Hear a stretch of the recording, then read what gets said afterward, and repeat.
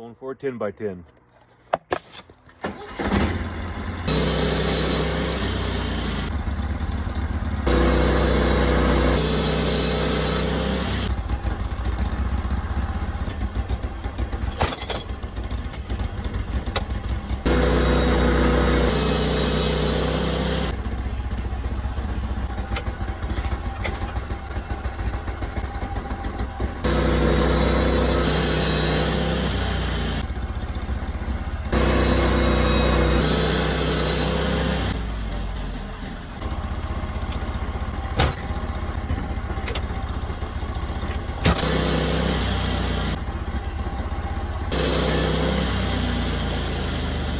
I think that turned out pretty cool.